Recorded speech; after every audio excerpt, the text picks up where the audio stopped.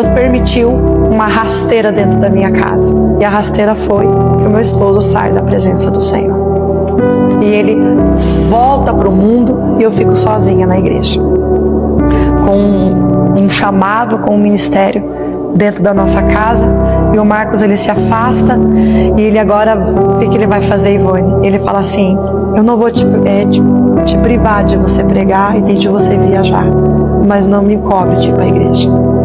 E agora eu vou falar para você, mulher, que vai na igreja muitas das vezes sozinha.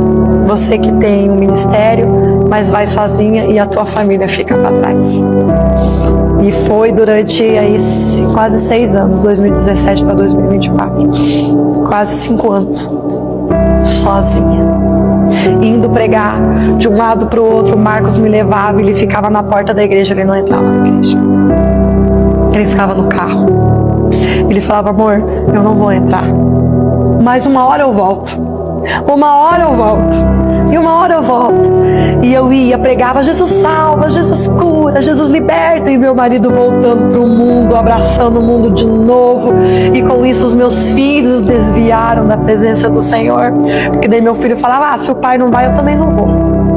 E de repente eu estava sozinha em casa, indo para a igreja, sozinha, e pregando de um lado para o outro, e o Senhor restaurando o casamento, e o Senhor libertando o marido, libertando o filho. Eu fazia apelo, vinha todo mundo lá para frente e levantavam as mãos. Mas quando eu chegava na minha casa, estava o meu marido lá, o meu filho lá, meu filho com narguile, meu filho com cerveja. E eu falava: Senhor, o que me adianta, Pai, ganhar um mundo, mas estou perdendo a minha família, Senhor. Era muito difícil viver essa chamada sozinha. Eu falava: Senhor, eu não pedi para ser missionária, eu não pedi, o Senhor me deu, e o Senhor me cobrou para que eu fosse uma missionária, para que eu pregasse a palavra de Deus. Senhor, eu jamais vou abandonar os meus filhos por causa da tua obra, porque primeiro é Deus, segundo a família, depois ministério. O ministério vem em último lugar, mas primeiro vem o Senhor, depois a família. E aonde eu pisava, Deus usava os vasos para dizer assim: faça a minha obra. Enquanto você faz, eu cuido da sua casa. Eu falava: Senhor. E eu chegava nas igrejas: cadê teu marido, irmã Sara? Ai, meu marido está lá no carro. E por que ele não entra? Não, ele veio do serviço, ele está de uniforme. Não tem problema. Não, ele está sujo. Era um monte de desculpa que eu dava. E eu falava: Senhor, eu não aguento mais dar desculpa, eu não aguento mais. Foi 2018, 19, 20, 21, 22. Quando chegou em 2022, eu estava cansada de dar desculpa. Sempre indo sozinha. E é muito difícil fazer a obra sozinha. Muito difícil. Porque ainda mais mulher, é muito difícil ir sozinha, falar sozinha. Aí eu lembro que em 2022 eu fui pregar na IADES da Vila Camargo, congresso do Círculo de Oração. O Marcos me leva e fica no carro. E quando eu entro dentro daquela igreja, subi no púlpito, aí veio as irmãs: cadê teu marido? Aí veio a dirigente do Círculo de Oração, a irmã Sandra: cadê o Marquinhos, Sara? Eu falei: ele está no carro, irmã Sandra. Ele não vai entrar? Eu falei: ele não vai entrar. Ela falou assim: não tem problema, deixa Deus trabalhar, deixa Deus te usar aqui. Porque ela é bem animada, né? Meu amor. Ela é bem animada. Deixa Deus te usar, irmã Sara, não leve nada para casa. Eu falei: amém. E quando eu peguei o microfone, naquele dia, eu falei: Senhor, hoje eu não vou esconder o que eu estou vivendo. E eu olhei para aquela igreja e falei assim: amados, hoje eu estou aqui, mas o meu marido está lá no carro. Mas em breve ele estará sentado aqui, adorando e exaltando o mesmo Deus que eu sirvo. E eu preguei naquela noite chorando. Preguei chorando e entreguei no altar aquele dia a minha casa e a minha família. Porque eu ia pregar, mas eu ia pregar chorando. Eu pegava o Uber muitas das vezes, mas eu ia chorando. Falava: Senhor, eu não aguento mais sozinho. Pai, o que me adianta, Pai? Eu não aguento mais ver a minha família caminhando para o inferno, sabendo que eu conheço a Tua palavra e eu prego salvação, mas a minha família está caminhando para o inferno. Era muito difícil. E quando foi no começo do ano passado, de 2023, nós estamos na nossa congregação e vem um pregador. Eu sempre vou falar o nome dele, que é o Shua. Shua, Deus abençoe tua vida. E ele está pregando, o quê? O Salmo 91. E quando ele termina de pregar, ele fala assim: irmã Sara, vem aqui na frente. E quando eu cheguei lá na frente, e você sabe que a gente adora um profeta, né? A gente já vai com as duas mãozinhas assim, né? Oh, glória, Deus vai falar, vai ter vitória. A gente já pensa assim. E quando eu cheguei lá na frente, ele olhou para mim e falou assim: grande será o processo que você e a sua casa vai passar. Não grita, não chora, não me questiona e não me peça misericórdia. Meu Deus, meu mundo caiu. Eu falei: pronto, Deus vai pegar um dos meus filhos, Deus vai arrebentar eu no meio. Fui para casa murchinha, com medo. Falei: meu Deus, o que é que vai acontecer? Faz 20 minutos que ele está em parada cardíaca e ele não volta. E nós que temos um pouco de conhecimento sabendo, 5 minutos sem oxigênio já é algo irreversível. 20, 30 minutos, daqui a pouco a médica veio. 38 minutos de parada cardíaca. Ele voltou, mas ele está entubado. Eu sinto muito. Na sexta-feira o meu esposo, ele veio almoçar em casa. Almoço, porque ele trabalha, vinha almoçar. Tá tudo bem. Mas quando foi 3h40 da tarde, ele me manda um áudio: amor, tô passando mal, chama uma ambulância. No dia 28 de abril de 2023. Daí o Marcos, 20 anos de casado, ele nunca falou isso pra mim. Eu falei: Carla, eu tava com uma moça lá em casa, falei: Carla, o Marco não tá bem, olha que pro Marco mandar mensagem, alguma coisa aconteceu. Vamos lá na loja. E quando a gente chegou lá na loja, o Marcos não estava, e eu liguei para ele me atendeu. Ele falou assim: amor, tô indo aqui para Nossa Saúde, nas Mercedes, vem para cá, a minha chefe tá me trazendo aqui. Eu falei: então tá bom. Eu falei: Carlos, me leva lá.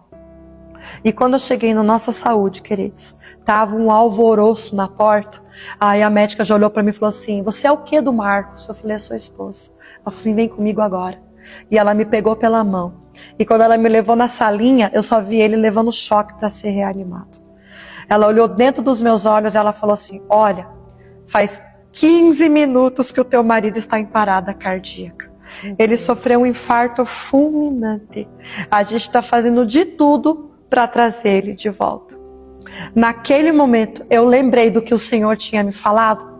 Mas eu também lembrei que tudo que você deposita no altar não fica sem resposta e que o céu te abraça. Tudo que você planta na presença do Senhor, querido, há uma resposta da parte de Deus. E eu semeei muito tempo na presença do Senhor e eu lembrei quem eu era no Senhor.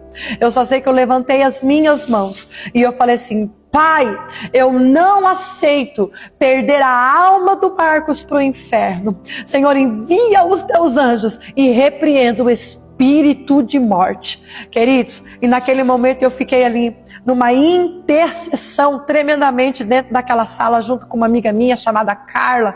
E a gente ficou ali orando, intercedendo. A médica vem e fala para mim assim: faz 20 minutos que ele está em parada cardíaca e ele não volta. E nós que temos um pouco de conhecimento sabendo, 5 minutos sem oxigênio já é algo irreversível. 20, 30 minutos, daqui a pouco a médica veio. 38 minutos de parada cardíaca. Ele voltou, mas ele está entubado. Eu sinto muito. Me entregaram um corpo dentro daquela ambulância e a gente foi para o hospital no hospital do Cruz Vermelho. O Marcos foi levado às pressas para o centro cirúrgico e eu fiquei numa salinha como tá eu e a Ivone aqui, inclusive com um vaso de flor, no primeiro andar, lá do Cruz Vermelha, e tava eu e a missionária Luciane. Nós duas sentadas ali esperando para ver o que estava acontecendo. E quem já me viu ministrar aqui em Curitiba sabe que eu sempre conto essa parte. E naquele dia o Senhor fez comigo que nem Ele fez com Pedro: me empresta o teu barco.